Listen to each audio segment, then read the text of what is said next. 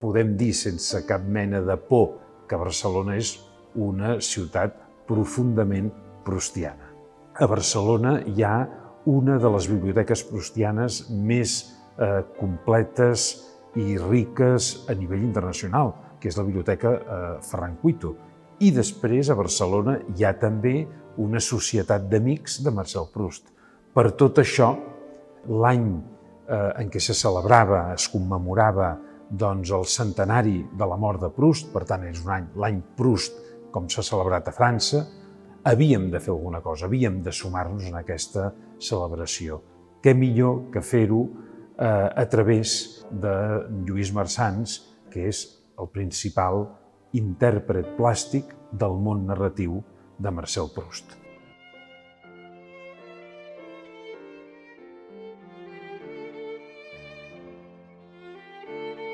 Proust és l'autor d'una de les obres més extraordinàries que s'han escrit mai, que és A la recerca del temps perdut. És la formació d'un artista en el si de la seva família i de la seva societat. Però més que narrar esdeveniments concrets del passat, la recerca és sobretot una anàlisi psicològica molt fina de la memòria, del temps i de la literatura. A través d'aquesta gran obra, d'aquesta obra magna, el que fa és subvertir o revolucionar la novel·la i la narrativa. Estem parlant d'un autor que té un estil molt dens, magmàtic, molt conegut per aquestes frases llarguíssimes, plenes de subordinades, però aquest estil té un sentit perquè el que cerca Proust és precisar molt la impressió. Dit això, l'exposició, per una banda, desitja despertar en el visitant les ganes de llegir o de rellegir A la recerca del temps perdut, però de l'altra també pretén que el visitant faci una immersió en l'obra de Marsans.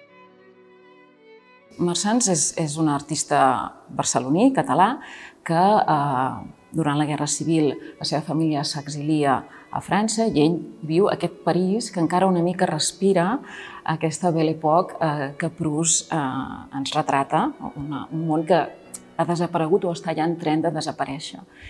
Després, quan torna, té ja aquest contacte tan íntim amb el francès i amb aquest món que decau i a l'hora d'expressar-lo hi ha aquesta connexió.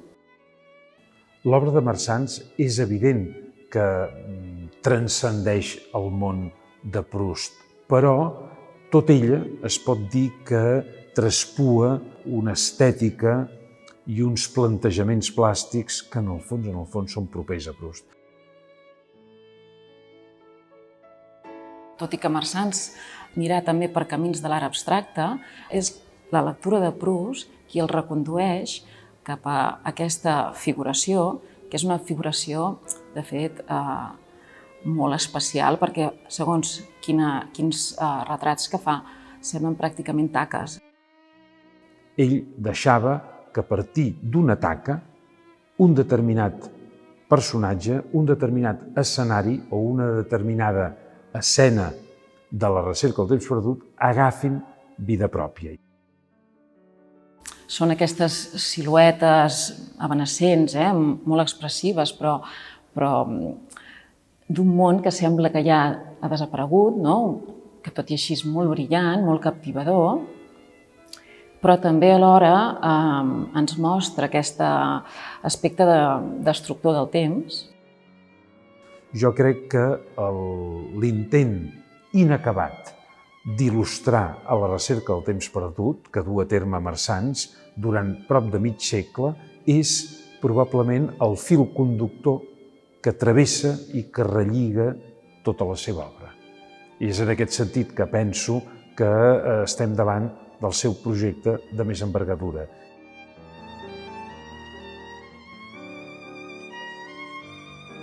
I així com el narrador de La recerca del temps perdut, que descobreix com ha d'escriure la novel·la que vol fer, en el cas de Marsans passa una mica el mateix, és a dir, es passa la vida insistint, tornant un cop i un altre a il·lustrar, a deixar que l'obra de Proust ressoni dins seu, Però al final tot això no acaba amb un projecte tancat.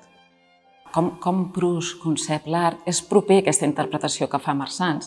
Quan tu veus l'obra de Marsans, t'ajuda a comprendre Proust, et dona